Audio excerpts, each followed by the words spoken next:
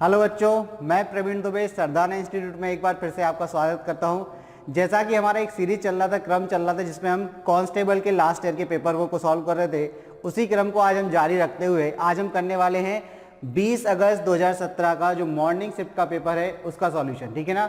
इससे पहले हमने 20 अगस्त 2017 का इवनिंग शिफ्ट यानी कि जो 3 बजे वाली शिफ्ट है उसके पेपर का सॉल्यूशन किया है। ठीक है। तो अगर आप चाहते हैं कि देखना कि उस पेपर को किस तरीके के किस टाइप के क्वेश्चन उस पेपर में पूछे गए थे, तो उस वीडियो को भी देखें, उससे आपको फायदा मिलेगा। तो चलिए शुरुआत करते हैं और देखते हैं कि भाई पहला क्वेश्चन क्या पूछा गया था। पहले क्वेश्चन की शुरुआत करें उससे पहले आपको थोड़ी सी जानकारी देना चाहेंगे। ये जो आपको ऐप दिख रहा है ये हमारा ऑफिशियल ऐप है स्टडी अड्डा के नाम से। तो सबसे पहले आप क्या करें, वीडियो को पॉज करें हमेशा की तरह और सबसे पहले गूगल प्ले स्टोर पर जाकर इस ऐप को डाउनलोड करें। इस ऐप को डाउनलोड करने के बहुत सारे फायदे हैं। एक तो क्या है, इसमें वीडियो लेक्चर जो है वो फ्री ऑफ कॉस्ट है। आपको सॉल्व पेपर्स इस पे अवेलेबल हो जाएंगे। यदि आप एसएससी की तैयारी कर रहे हैं, यदि आप सीपीओ की तैयारी कर रहे हैं, यदि आप सीएचएसएल की तैयारी कर रहे हैं, यदि आप पटवारी की तैयारी कर रहे हैं, यदि आप कांस्टेबल की तैयारी कर रहे हैं, यदि आप एसआई की तैयारी कर रहे हैं, वॉट एवर आप जो भी तैयारी कर रहे हैं उस सबसे रिलेटेड आपको सॉल्व पेपर यहाँ पर मिल जाएंगे और वो भी फ्री ऑफ कॉस्ट। ठीक है ना। वीडियो लेक्चर्स मिल जाएंगे, इसके अलावा स्टडी पैकेजेस हैं, ऑनलाइन टेस्ट सीरीज है, यहाँ पर सैंपल पेपर्स मिल जाएंगे, प्रश्न बैंक है, एनसीईआरटी कॉर्नर है, ओलंपियाड कॉर्नर है और नोट्स भी अवेलेबल हैं। तो जल्द से जल्द इस ऐप को डाउनलोड करें। ठीक है ना। अपना कोर्स सेलेक्ट करें और उस कोर्स के अकॉर्डिंग अपने सब्जेक्ट की तैयारी करें। अपना जो भी आपका कोर्स है आपको उसमें सब्जेक्ट वाइज मिल जाएगा। मैथ के लिए आपका एक बॉक्स मिलेगा जिसमें मैथ होगा, रीजनिंग, जीएस, तो उन पर क्लिक करें, आपको वीडियो लेक्चर्स मिल जाएंगे। ठीक है ना। तो ये तो आपको जल्दी जल्दी डाउनलोड करना ही है और इसका फायदा उठाना है। ठीक है ना। और जो स्टडी का तरीका है, देखिए खासियत क्या है, स्टडी का जो तरीका है हमारे ऐप में उसमें बिल्कुल 0 to हीरो लेवल, मतलब बिल्कुल बेसिक से। यदि आप मैथ की बात करें तो मैथ बिल्कुल, अगर आपका परसेंटेज आप पढ़ रहे हैं तो ए से लेकर जेड तक जाएंगे। हर एक कोर्स आपका कवर करके चल रहा है। ठीक है ना। तो जरूर ऐप डाउनलोड करें। तो चलिए शुरुआत करते हैं और देखते हैं भाई पहला क्वेश्चन क्या था आपका मॉर्निंग शिफ्ट का 20 अगस्त 2017 का। तो क्वेश्चन है, जब आप 8 की घात 224 का विस्तार करें तो अंतिम अंक क्या होगा। देखिए विस्तार करने का मतलब क्या है। विस्तार करने का मतलब है कि 8 इंटू 8 इंटू 8 इंटू 8 और कितने बार, तो आप कहेंगे सर 224 बार, यानी कि 8 का गुणा मल्टीप्लाई आपको कितनी बार करना है, 224 बार करना है। तो जब आप इसका विस्तार करेंगे तो इसका अंतिम अंक यानी कि इकाई का अंक क्या होगा ये आपको बताना है। ठीक है। तो देखिए ये तो करना आपके लिए पॉसिबल है। पॉसिबल है क्या, इम्पॉसिबल है। इम्पॉसिबल क्यों है, क्योंकि आप 8 का गुणा 224 बार कब तक करेंगे। तो इसके लिए हमें तरीके समझने हैं। तरीके क्या है, तो उन तरीकों पे हम चर्चा करते हैं, फिर हम क्वेश्चन की तरफ आएंगे। तो आज हम समझते हैं कि किसी भी संख्या की यदि कोई घात दी है तो उसका इकाई अंक या अंतिम अंक क्या होगा, या विस्तार में इकाई का अंक या अंतिम अंक क्या होगा। तो देखिए हम बात कर रहे हैं सबसे पहले इकाई का अंक निकालने की। तो आप एक छोटी सी हेडिंग लगा लें कि इकाई का अंक क्या होता है, यूनिट डिजिट क्या होता है। सबसे पहले हम इसकी बात करते हैं। तो किसी भी संख्या का अंतिम अंक, किसी भी संख्या का अंतिम अंक इकाई अंक कहलाता है। जैसे हमने लिखा 3, 6, 9, 5 और 4, इसका अंतिम अंक क्या दिख रहा है आपको, 4। तो यहाँ पर इस संख्या में यानी कि 36,954 में इकाई अंक क्या होगा, तो आप कहेंगे सर इकाई अंक जो है वो 4 है। कितना है, 4 है। तो यहाँ पर इकाई अंक आपको कितना मिल गया, 4 मिल गया। ये तो एक संख्या का हमने इकाई अंक बताया, केवल आपने परिभाषा जानी कि इकाई अंक क्या होता है। तो किसी भी संख्या का अंतिम अंक जो होता है वो आपका इकाई अंक कहलाता है। अब अगर हम बोलें कि संख्या की घात कुछ दी हो और फिर आपसे पूछें कि इसके विस्तार में अंतिम अंक या इकाई अंक क्या होगा, तो कैसे ज्ञात करेंगे। तो देखिए बच्चों, अगर हमने आपको एक संख्या दी, हमने बोला 2 की घात 36 और बोले भाई इसका इकाई अंक बताइए, हमने बोला 2 की घात या 3 की घात 73, इसका इकाई अंक बताइए क्या होगा। हमने आपसे बोला 8 की घात 81, फिर हमने बोला आपसे 7 की घात 63, इसका इकाई अंक क्या होगा। इतने सारे आपके सामने 4 क्वेश्चन लिख दिए। अगर आपको तरीका पता होगा तो जितने में हम ये क्वेश्चन लिख के आपको बोल रहे हैं इतने में तो आप आंसर दे देंगे। ठीक है ना। देखिए अभी हम बताते हैं कैसे करेंगे। तो सबसे पहले हमें जानना पड़ेगा कि किस संख्या का इकाई अंक कैसे निकालते हैं, किसी भी संख्या का।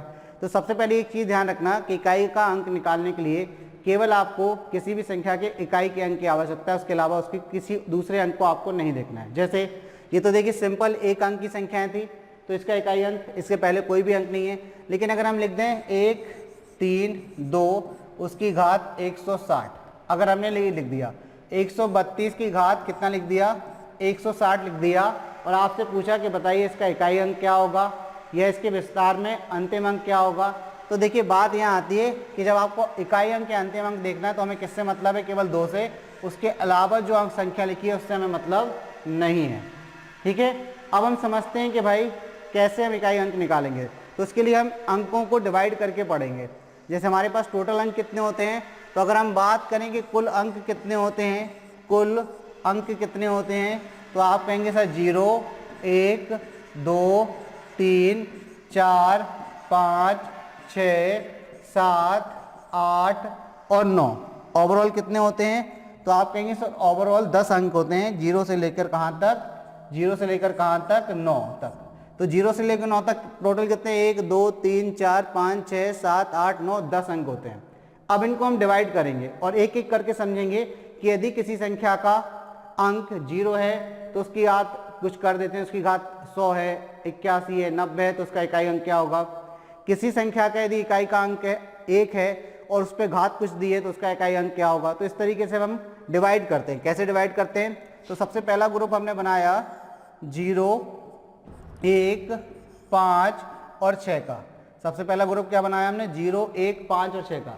मतलब किसी भी संख्या का यदि इकाई का अंक क्या है 0 1 5 और 6, तो उसकी घात कितनी भी दी हो, कुछ भी दी हो, कितनी भी दी हो या कुछ भी दी हो, तो उसका इकाई का अंक हमेशा क्या होगा, यही अंक होंगे। क्या होगा, यही वाले अंक होंगे, यही अंक इकाई का अंक होगा, यही अंक क्या होंगे, इकाई अंक होंगे, यही अंक इकाई अंक होंगे, इकाई अंक होंगे। अब देखिए इसको समझ लेते हैं कैसे।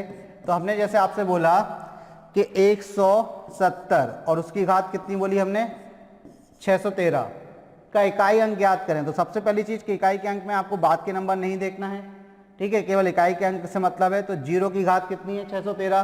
तो हमने क्या बोला कि 0 यदि किसी संख्या का इकाई अंक है, 1 किसी संख्या का इकाई अंक है, 5 किसी संख्या का इकाई अंक है, 6 किसी संख्या का इकाई अंक है, तो इकाई का अंक हमेशा 0 अगर है तो 0 आएगा, 1 है तो 1 आएगा, 5 है तो 5 आएगा, 6 है तो 6 आएगा। तो यहाँ पर कितना है 0, तो इसका इकाई अंक यानी कि यूनिट डिजिट क्या आएगा। तो आप कहेंगे सर यहाँ पर यूनिट डिजिट या इकाई अंक जिसको हम हिंदी में बोलते हैं, तो यूनिट डिजिट क्या होगा, तो आप कहेंगे यूनिट डिजिट आपका 0 होगा।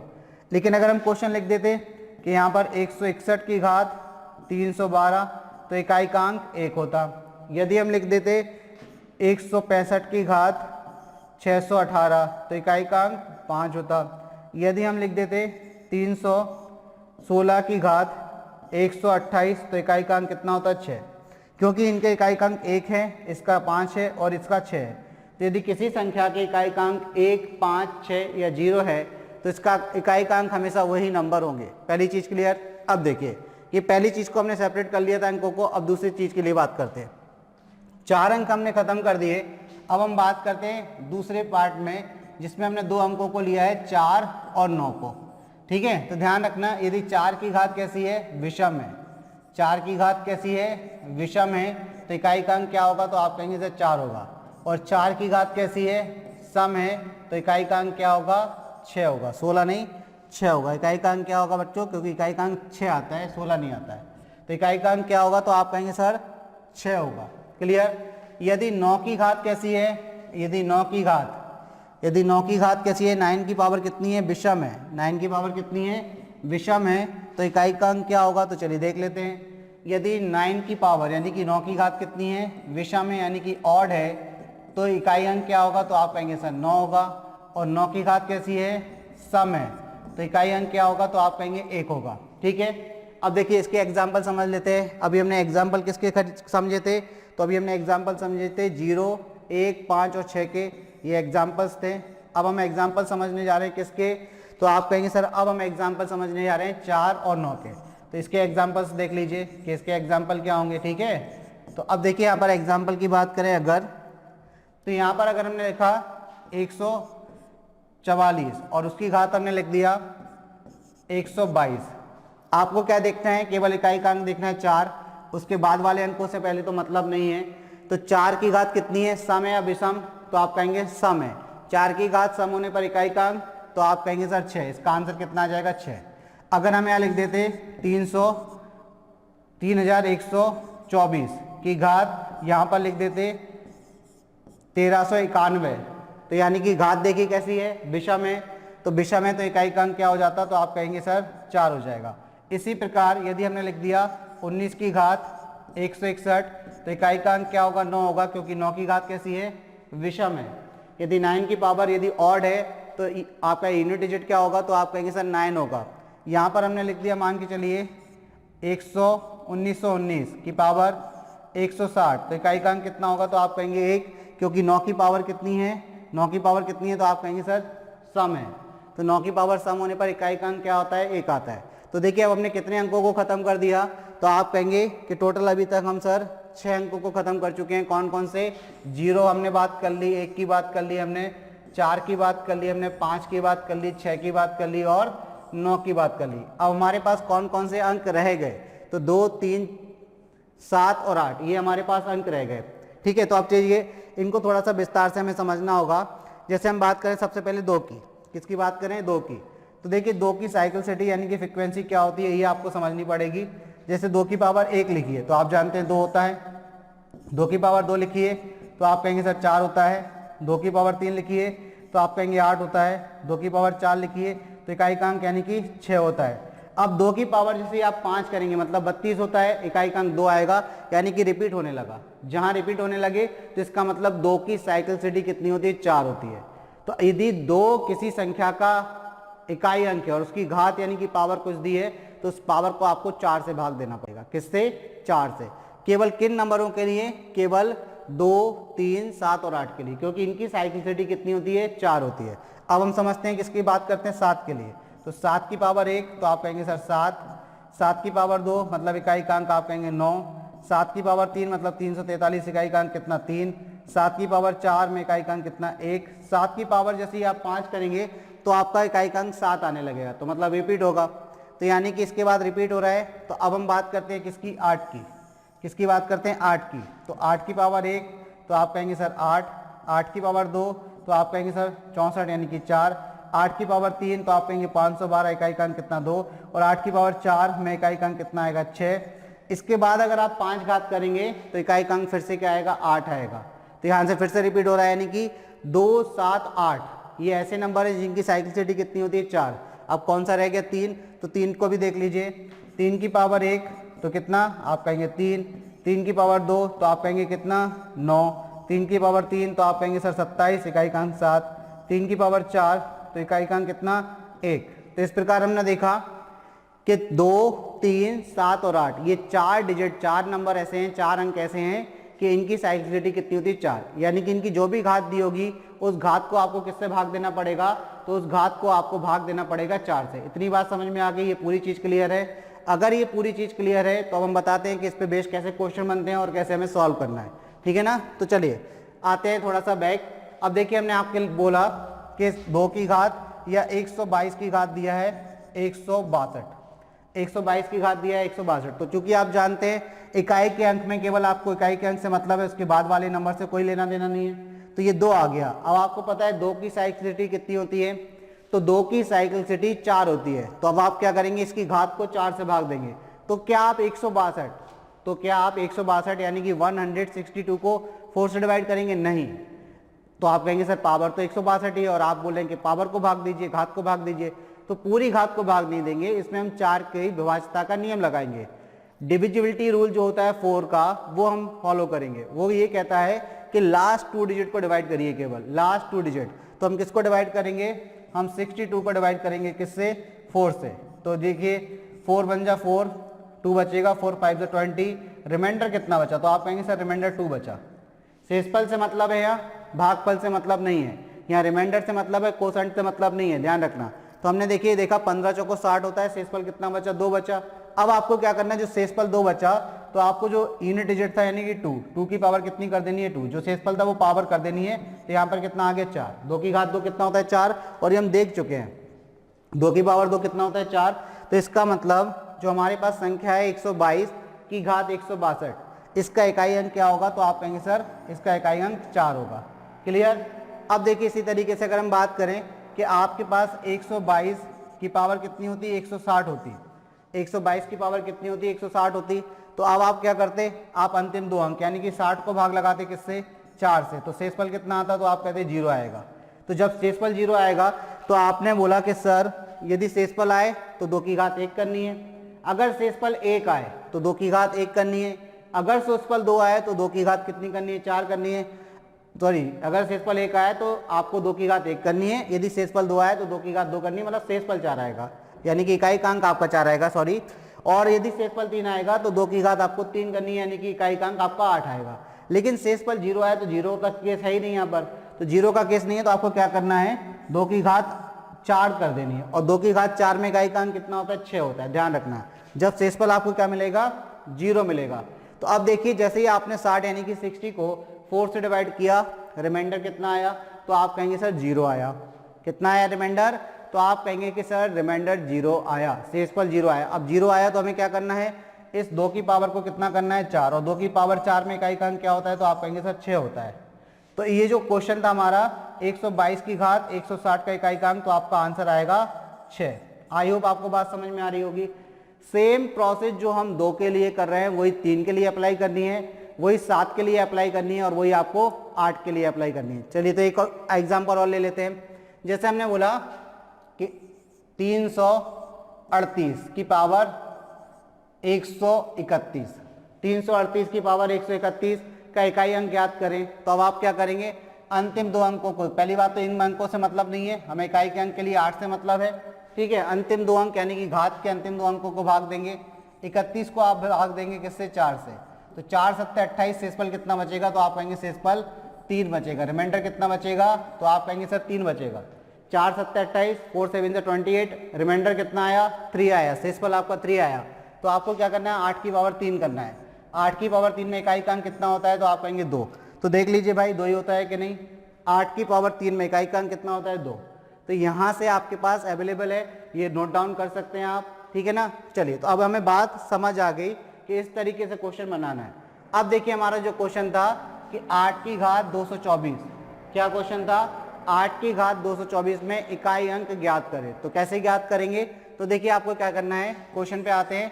ये क्वेश्चन है हमारा 8 की घात 224 में इकाई अंक ज्ञात करें। तो आपको क्या करना है, घात में 4 से भाग लगाना है, पावर को डिवाइड करना है 4 से।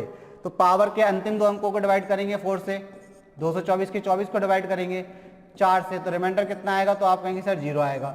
अगर 0 रिमाइंडर आएगा तो 8 की पावर कितनी करनी है, आपको 4 करनी है, और 8 की पावर 4 में इकाई अंक कितना होता है, 8 की पावर 4 में इकाई अंक 6 होता है। तो 8 की पावर 4 में इकाई अंक कितना हो गया आपका, 6।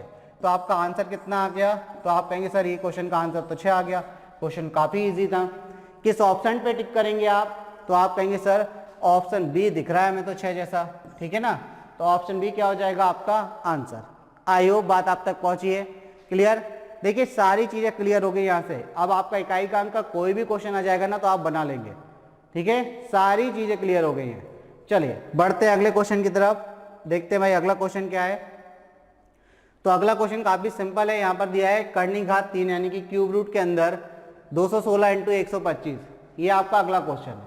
किस तरीके से सॉल्व होगा, तो देखिए ये सिंपल क्वेश्चन है, इसमें कोई लॉजिक नहीं लगाना है। कर्णी घात 3 के अंदर 216 इंटू 125, अब आपको पता है 216 का घनमूल 6 होता है, ठीक है, और 125 का घनमूल 5 होता है, क्योंकि 5 का घन 125 होता है और 6 का घन 216 होता है।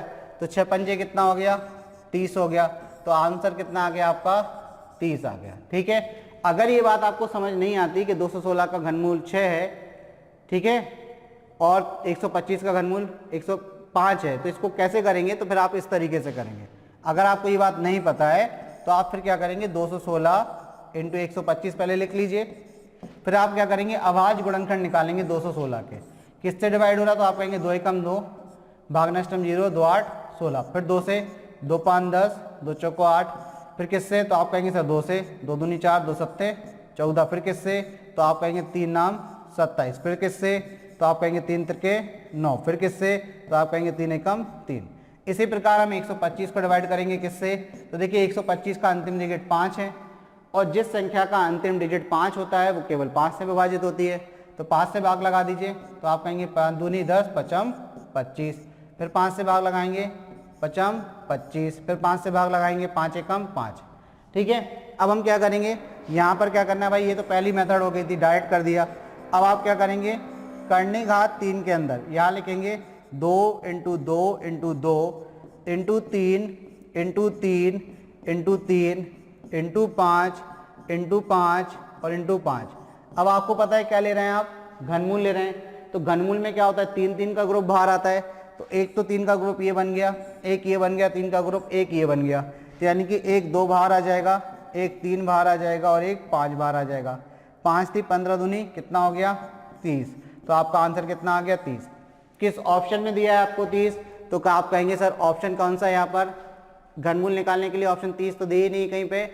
चलिए भाई करेक्शन कर लीजिए, ऑप्शन में आप करेक्शन कर लीजिए, या 6 आया 5 30 आना चाहिए था, तो ऑप्शन में करेक्शन कर लीजिए। यहाँ पर आप लिख लीजिए 40, यहाँ कर लीजिए 10, यहाँ कर लीजिए आप 60 और इस ऑप्शन को कर लीजिए 30। ठीक है, तो आपका ऑप्शन डी आपका आंसर हो जाएगा। क्लियर, ऑप्शन डी क्या हो गया आपका आंसर, इस क्वेश्चन का आंसर क्या है 30 है। तो चलिए बढ़ते हैं अगले क्वेश्चन की तरफ, देखते हैं अगला क्वेश्चन क्या है। देखिए अगला क्वेश्चन है, यदि एक संख्या के वर्गमूल का 2 गुना 42 है, एक संख्या का यदि वर्गमूल आप करते हैं और उसका 2 गुना करते हैं तो बोला है वो कितना 42 है, तो आपको संख्या ज्ञात करनी है। 2 तरीके से क्वेश्चन हो सकता है, या तो आप ऑप्शन से कर लें या फिर आप डायरेक्ट संख्या मान के कर लें। तो देखिए हम पहले करते हैं संख्या मान के, पहला हम तरीका लगाते हैं कि भाई इसको क्या करें, संख्या मान के कर लेते हैं। तो हमने संख्या कितनी मान ली, हमने कहा कि वो संख्या जो है वो कितनी है x है। अब बोले एक संख्या है जिसके वर्गमूल का 2 गुना, तो वर्गमूल कैसे लेते हैं, तो आप कहेंगे अंडर रूट एक्स, ये वर्गमूल हो गया x का, इसका 2 गुना किसके बराबर है, तो आप कहेंगे 42 के बराबर है। इतना सा क्वेश्चन है। क्या बोल रहे हैं भाई कि एक संख्या के वर्गमूल का 2 गुना कितना है 42 है। तो हमने संख्या कितनी मान ली x, और उसका 2 गुना मतलब पहले तो हमें वर्गमूल करना है, वर्गमूल का 2 गुना, तो संख्या x मानी उसका वर्गमूल लिया तो अंडर रूट x आ गया, उसका 2 गुना कर दिया किसके बराबर है 42 के बराबर है। 2 से कट जाएगा कितनी बार, तो आप कहेंगे 21 बार। तो अंडर रूट एक्स की वैल्यू कितनी आ गई, तो आप कहेंगे 21। दोनों तरफ अगर वर्ग कर दें तो वर्गमूल क्या हो जाएगा कैंसिल, तो एक्स की वैल्यू कितनी आ गई, तो आप कहेंगे सर 441। किस ऑप्शन में दिया है, तो आप कहेंगे ऑप्शन बी में दिया है। ठीक है, किस में दिया, ऑप्शन बी में। अब हमने बोला कि आप ऑप्शन से भी कर सकते हैं। इन्होंने बोला कि एक संख्या के वर्गमूल का 2 गुना कितना है 41 है, सॉरी 42 है। कितना दिया है 42, 41 नहीं 42 दिया, 441 तो आंसर है। कितना दिया 42 दिया, वो संख्या आपको बतानी है। तो मान के चलिए पहला ऑप्शन आप लेके चलते हैं, तो संख्या हो गई 324। 324 का आप क्या करेंगे वर्गमूल, तो 324 का वर्गमूल मतलब आप कहेंगे 18, और 18 का 2 गुना मतलब कितना 36। लेकिन उन्होंने कितना बोला 42, तो पहला ऑप्शन हो सकता है क्या आंसर, आप कहेंगे नहीं। दूसरा ऑप्शन उठाएंगे तो 4 से 41 वो संख्या है, उसका वर्गमूल कितना, तो आप कहेंगे 21। 21 का 2 गुना तो आप कहेंगे सर 42। तो ये आपका आंसर हो जाएगा। यदि आप x नहीं मानना चाह रहे हैं तो ओरली भी आप कर सकते हैं। ठीक है, क्लियर। तो चलिए बढ़ते हैं अगले क्वेश्चन की तरफ और देखते हैं कि अगला क्वेश्चन क्या है। तो अगला क्वेश्चन है 1.5 वर्ष के लिए निवेश की गई कितनी धनराशि 4% वार्षिक ब्याज की दर से 1,32,651 हो जाएगी यदि ब्याज की दर कैसी है, छमाही आधार पर कैसी है, लगाया जाए। छमाही आधार पर लगाने का मतलब क्या है, मतलब हर 6 महीने में ब्याज की गणना हो रही है, और ब्याज भी कैसा है, ये चक्रवृद्धि है। ठीक है ना, चक्रवृद्धि का केस है और छमाही रूप से गणना कर रहे हैं। तो पहले तो आप एक चीज़ समझ लें सिंपल सी, कि देखिए हम जब चक्रवृद्धि ब्याज का फॉर्मूला अगर आपसे बात करें क्या होता है, तो आप कहेंगे अमाउंट अगर निकालना है यानी कि मिश्रण, तो वो होता है P1 + R/100⁴n। ठीक है, इस चीज़ को समझना थोड़ा सा, कैसे समझेंगे, तो देखिए अगर हमने आपसे बोला कि 10,000 रुपये हैं, यानी कि प्रिंसिपल कितने हैं 10,000 रुपये है, ब्याज की दर कितनी है, हमने बोला 10% है, और समय मान के चलिए पहले हम 2 साल के लिए बता रहे हैं इस केस को, फिर हमको 3 साल के लिए बताएंगे। ठीक है, तो आपको बताना है कि मिश्रधन कितना हो जाएगा 2 साल बाद। ठीक है, तो अब आप क्या करेंगे, तो आप कहेंगे मिश्रधन बराबर होता है P यानी कि 10,000, मूलधन 10,000 है। ठीक है, यहाँ पर 1 प्लस रेट कितनी है, तो आप कहेंगे 10% और बटे में कितना 100, और समय पहले 2 साल के लिए कर रहे हैं। तो अब देखिए ये क्या हुआ आपका, ये 10,000 10,000 और यहाँ पर कितना हुआ, ये 11/10 की होल पावर कितनी 2 आई। बस इतनी सी चीज़ समझ लीजिए, ये चीज़ समझ में आ गई तो आपका क्वेश्चन सॉल्व हो जाएगा। देखिए कैसे, अगर हमारे पास जो रेट ऑफ इंटरेस्ट थी 10%, अगर हम केवल 10% की बात करें तो क्या आप 10% को 1/10 नहीं लिख सकते फ्रैक्शनल फॉर्म में, भिन्न के रूप में लिख सकते हैं? क्योंकि भाई आप किसी परसेंटेज की वैल्यू को यदि आप संख्या के रूप में कन्वर्ट करते हैं तो आपको 100 से भाग लगाना पड़ता है। तो यदि हमें 10% को भिन्न के रूप में बदलना है तो आप क्या करेंगे, 10 को 100 से भाग लगाएंगे, जब भाग लगाएंगे तो 0 से 0 कट जाएगा, कितना आ गया 1/10। तो इतनी चीज़ समझ लीजिए कि यदि प्रतिशत लिखा है तो उसका भिन्नात्मक रूप यानी कि फ्रैक्शनल फॉर्म 1/10 है। तो हमने वो जानते हैं कि भाई जो ब्याज होता है वो किस पे मिलता है, मूलधन पे। तो हमने बात की कि मूलधन कितना है, P है, और ब्याज इंटरेस्ट कितना है, तो 1 है, यानी कि P हमने कितना मान लिया, 10 के बराबर, इंटरेस्ट 1 के बराबर मान लिया। तो यदि हम यहाँ पे मिश्रधन का मूलधन से अनुपात बनाएं, मिश्रधन का मूलधन से अनुपात बनाएं तो आप कहेंगे सर ब्याज में आप क्या जोड़ दीजिए, मूलधन जोड़ दीजिए, या मूलधन में ब्याज जोड़ दीजिए, तो मिश्रधन मिल जाएगा। तो 10 में 1 जोड़ दिया तो कितना आ गया 11, और बटे में कितना हो गया 10। लेकिन ये कब का अनुपात है, ये केवल 1 साल का है। मतलब आप यदि किसी को 10 रुपये देते हैं और 10% की ब्याज की दर उस पर लगाकर 1 साल में पैसा लौटा देने का बोलते हैं तो वो 10 की जगह आपको कितना देगा, 11 रुपये देगा। लेकिन अगर ये चक्रवृद्धि ब्याज का केस है और 2 साल की बात कर दें तो आप देखिए 2 साल के लिए आपको क्या करना पड़ेगा, इसका वर्क करना पड़ेगा। 2 साल के लिए क्या करना पड़ेगा, वर्क करना पड़ेगा। तो ये आपका 121 बटे कितना 100 हो जाएगा। मतलब अगर आपने किसी को 100 रुपये दिए चक्रवृद्धि ब्याज की दर पर तो वो 2 साल बाद आपको 121 रुपये लौटाएगा। इतनी बात अगर समझ में आ गई तो देखिए जो 10% का माध्यम था ना वो कैसे आया, आप इसमें देखिए फॉर्मूले के बेस पर ही आया। फॉर्मूले में भी क्या हो रहा है कि जो 10% था वो 11/10 में कन्वर्ट हो गया। 2 साल की बात कर रहे थे तो वर्ग हो गया, ठीक है। अगर 3 साल की बात करते तो घन होता। तो हमें केवल और केवल परसेंटेज से वैल्यू उठानी है। अब हमें फॉर्मूला लगाने की जरूरत नहीं है, मतलब हम फॉर्मूले का इस्तेमाल नहीं करेंगे। अगर ये बात आपको समझ आ गई तो ठीक है ना, ये बात समझ अगर आपको आ गई कि फॉर्मूले में अगर लगाते तो यहाँ भी 11/10 का स्क्वायर हो रहा है और यहाँ भी 11/10 का स्क्वायर करना है। 3 साल के लिए बात होगी तो आपको क्यूब करना है, ठीक है, यानी कि घन करना है। तो चलिए क्वेश्चन की तरफ बढ़ते हैं। क्वेश्चन आपसे कह रहे हैं कि 1.5 वर्ष के लिए और 4% वार्षिक ब्याज की दर पर कोई राशि कितनी हो जाती है, 1,32,651 रुपये हो जाती है। वो राशि आपको बतानी कि वो धनराशि कितनी है, जबकि ब्याज की दर कैसी है, छमाही कैलकुलेट की जाए। तो सबसे पहले ये चीज़ ध्यान रखना कि समय कितना है आपका 1.5 वर्ष, ठीक है, दर कितनी है 4%, ठीक है, और मिश्रधन कितना है, तो आप कहेंगे मिश्रधन यानी कि अमाउंट कितना है, तो 1,32,651, ये आपका क्या है, मिश्रधन है, ठीक है, ये मिश्रधन दिया हुआ है। इसके अलावा देखिए समय और दर, अब यहाँ पर आपको थोड़े से चेंजेस करने हैं क्योंकि यहाँ पर बात कर रहे हैं छमाही की। छमाही पे बात करने का मतलब क्या होता है कि हर 6 महीने में ब्याज की गणना होगी। अगर हर 6 महीने में ब्याज की गणना होगी मतलब 6 महीने को हम पूरे 1 साल की तरह ट्रीट कर रहे हैं, क्योंकि हम जब भी चक्रवृद्धि ब्याज या साधारण ब्याज पढ़ते हैं तो उसमें ब्याज की गणना हम 1 साल में करते हैं। और अगर आप छमाही रूप से ब्याज की गणना कर रहे हैं तो इसका मतलब क्या है कि 1 साल को आप या 1 छमाही को आप पूरे 1 साल की तरह ट्रीट कर रहे हैं। तो आपको करना केवल कितना सा है कि साल में आपको दुगना कर देना है, यानी कि समय को आपको दुगना कर देना है और दर को आधा कर देना है। तो दर यहाँ पर कितनी थी, 4% वार्षिक थी। मतलब अगर आप 4% लेंगे सामने वाले से तो वो वार्षिक रूप से लेंगे, लेकिन अगर आप छमाही रूप से गणना करने चाह रहे हैं तो आपको ब्याज की दर कितनी करनी पड़ेगी, आधी करनी पड़ेगी। तो देखिए ब्याज की दर तो कितनी हो जाएगी, तो आप कहेंगे सर 4 का आधा कर दीजिए, तो ब्याज की दर कितनी हो जाएगी 2%, ठीक है। समय आपका 1.5 वर्ष है, 1.5 वर्ष मतलब कितना 3/2, तो इसको दुगना करना है। दुगने का मतलब क्या है, तो ये हो जाएगा 3। तो क्या ये 3 वर्ष हो जाएगा, तो आप कहेंगे बिल्कुल 3 वर्ष नहीं हो जाएगा सर, ये 3 छमाही हो जाएगा, 3 छमाही। देखिए 1.5 वर्ष की अगर हम बात करें तो 1 साल में 2 छमाही होती है। छमाही का मतलब 6 महीने का ड्यूरेशन, जनवरी, फरवरी, मार्च, अप्रैल, मई, जून, ये 6 महीने का जो ड्यूरेशन होता है जनवरी से लेकर जून तक का, ये आपका छमाही कहलाता है। फिर जून के बाद जुलाई, अगस्त, सितंबर, अक्टूबर, नवंबर, दिसंबर, ये 6 महीने का ड्यूरेशन आपका अगली छमाही कहलाता है। तो 1 साल में 2 छमाहियाँ होती हैं। तो आप 1.5 साल में कितनी होंगी, तो आपको पता है 1.5 साल में 3 छमाहियाँ होंगी। तो जैसे ही हम 2 से गुणा करते हैं तो ये क्या हो जाता है, 3 छमाही में कन्वर्ट हो गया। किस में कन्वर्ट हो गया, 3 छमाही में। और 1 छमाही को अगर हम 1 साल की तरह ट्रीट करेंगे, क्योंकि हम साल पे ही क्वेश्चन को कैलकुलेट करते हैं, तो अब देखिए हमें क्या करना है, परसेंटेज आपके पास दी है, तो यहाँ से हम क्या करेंगे, अमाउंट टू प्रिंसिपल का रेशियो निकालेंगे। किसका, अमाउंट टू प्रिंसिपल, यानी कि मिश्रधन का मूलधन से अनुपात निकालेंगे। कैसे निकालेंगे, तो 2% को आप लिखेंगे 2/100, और ये कट जाएगा 2 एकम 2, और ये 50 बार। तो देखिए 1 रुपये तो क्या मिल रहा है, इंटरेस्ट, और प्रिंसिपल कितना है 50 है। अगर हम अमाउंट टू प्रिंसिपल की बात करें तो आप कहेंगे सर 50 में 1 रुपये जोड़ दीजिए, तो 51 बटे कितना हो जाएगा, आप कहेंगे सर 50। लेकिन ये जो अनुपात है वो कब का है, तो आप कहेंगे सर ये 1 साल का है। मतलब 50 रुपए की राशि यदि आप किसी को देते हैं, छमाही रूप से देते हैं, 2% ब्याज की दर के हिसाब से लेते हैं आप हर 6 महीने में, तो वो आपको 50 का 51 करके 6 महीने बाद लौटा देगा। लेकिन हमें कितनी छमाही की बात कर रहे हैं, 3 छमाही की बात कर रहे हैं, तो पावर कितनी करनी है, यहाँ पर 3 करनी है। पावर कितनी करनी है, 3।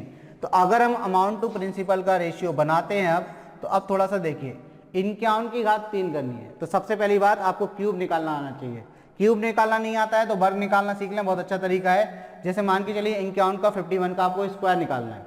कैसे निकालेंगे, तो जो पहला वाला अंक है इसका स्क्वायर कर दीजिए, 1 का स्क्वायर 1 होता है, लेकिन ये सिंगल एक डिजिट के रूप में आया है, तो आपको क्या करना है, इसको 2 डिजिट के रूप में लिखना है। तो 2 डिजिट के रूप में लिखने के लिए आप इसके आगे एक 0 लगा दीजिए, इसके आगे क्या कर दीजिए, एक 0 लगा दीजिए। फिर आपको सेकंड जो डिजिट है इसका स्क्वायर करना है, यानी कि 5 का स्क्वायर कितना हो जाएगा, 25। अब आपको क्या करना है, इन दोनों डिजिट का आपस में मल्टीप्लाई करना है, यानी कि 5 × 1 करना है, कितना हो जाएगा, तो 5, और उसका 2 गुना करना है, तो आप कितना हो जाएगा, तो आप कहेंगे 10। फिर से सुन लीजिए क्या करना है, पहले वाले डिजिट का स्क्वायर अगर वो एक डिजिट के फॉर्म में आ रहा है तो आपको उसके आगे एक 0 लगाना है। अगर 2 डिजिट के फॉर्म में आ रहा है बहुत अच्छी बात है, अगर 3 डिजिट के फॉर्म में आ रहा है तो उसकी एक हासिल के रूप में यानी कि कैरी फॉरवर्ड कर देंगे। मान के चलिए मल्टी स्क्वायर करने पर यहाँ 123 मिलता तो केवल 23 लेते, एक को हम कैरी फॉरवर्ड कर देते, ठीक है, मतलब कैरी में ले जाते, घात क्या बोलते हैं उसको, घात ले जाना, ठीक है, जो भी होता है कैरी फॉरवर्ड कर देते। अब देखिए यहाँ पर फिर आपको दूसरे डिजिट का स्क्वायर करना है, तो 5 का स्क्वायर 25, तो हमने लिख दिया 2501। अब हमें क्या करना है, जो डिजिट आपको दिए 5 और 1 इनका मल्टीप्लाई करना है आपस में, तो मल्टीप्लाई किया तो 5 1 जा 5, 5 एकम 5, उसका 2 गुना 2 टाइम्स कर दिया, कितना हो गया, 10 हो गया। अब ये 10 आपको क्या करना है, एक डिजिट छोड़कर लिख देना है, एक डिजिट छोड़कर लिख दिया तो 1062, यानी कि 2601 जो होता है वो क्या होता है, 51 का वर्ग। अब आपको क्या करना है, क्यूब निकालना है, तो 2601 में किससे मल्टीप्लाई कर दीजिए, 51 से मल्टीप्लाई कर दीजिए, तो ये आपका क्या आ जाएगा, 51 का क्यूब आ जाएगा। मल्टीप्लाई करना और भी ईजी है, देखिए कैसे, ये आपके पास 2601 है, इधर आप लिखिए इसको 50 और इधर लिखिए आप इसको 1, ठीक है। 5 का मल्टीप्लाई करिए, आप कहेंगे 5 0, 5 1 30 की 0, हासिल में 3, 5 2 10 3 13, ठीक है। अंदर मल्टीप्लाई हो जाएगा प्लस, तो आप कहेंगे सर ये तो 2601 हो गया। अब इस पूरे को अगर आप जोड़ दें, इस पूरे को आप क्या कर दें, ऐड कर दें, ऐड करेंगे तो कितना, 2601 इसमें जोड़िए आप, तो कितना आ जाएगा, तो चलिए 2601 को हम जोड़ देते हैं 13005 में, 13005 में, तो ये कितना हो जाएगा, आप कहेंगे 6, ये आपका 0, ये आपका 6 और ये आपका 5 और ये कितना 1, 15606 आ गया। कितना आ गया, 15606। तो ये किसका क्यूब आ गया आपका, ये आपका क्यूब आ गया 51 का, 15606। क्लियर हो रही बात। देखिए सबसे पहले हमने क्या किया, छमाही रूप से बात कर रहे थे तो 4% को 2% में कन्वर्ट किया, 2% को हम लिख सकते हैं 2/100 यानी कि 1/50, 1/50, तो ये कितना हो गया 51/50। उसकी घात 3 करनी थी तो हमने 3 घात कर दी, तो कितना आ गया, ये आपका 15606, ठीक है, ये 15606 आ गया। तो चलिए अब आगे बात करते हैं। अब ये 15606 तो ऊपर आ गया, 15606 और बटे में कितना, तो आप कहेंगे 50 का घन, तो आप कहेंगे 12 125 और 3 जीरो लगा दीजिए, कितना जीरो लगा दीजिए, 3 जीरो।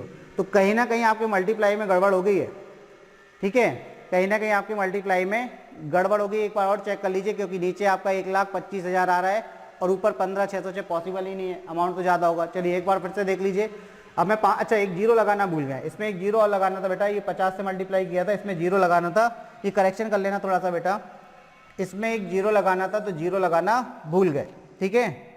चलिए तो क्या करेक्शन करना है, इसमें एक बार करेक्शन कर लीजिए, ये जीरो लग गया, फिर इसके बाद ऐड कर लीजिए। आपको एक जीरो लगाना है। देखिए भाई हमने क्या किया, 2601 का 5 से गुणा कर दिया था, 50 से करना था, एक जीरो लगाना भूल गए, तो ऐड कर लीजिए। ये कितना हो जाएगा 1, ये कितना हो जाएगा 5, ये कितना हो जाएगा 6, ये कितना 2 और ये 13।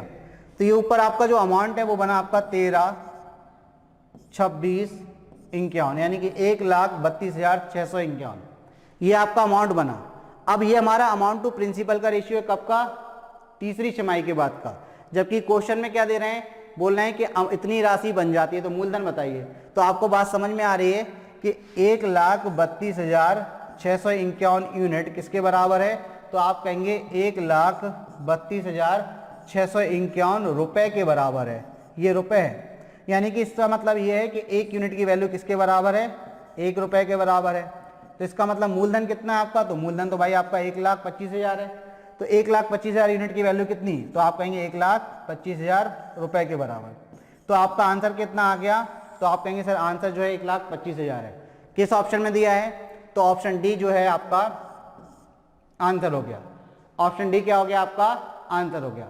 आई होप आप तक बात पहुंची है जो बताने की कोशिश कर रहे हैं। तो चलिए अगले क्वेश्चन की तरफ बढ़ते हैं और देखते हैं कि भाई अगला क्वेश्चन क्या है।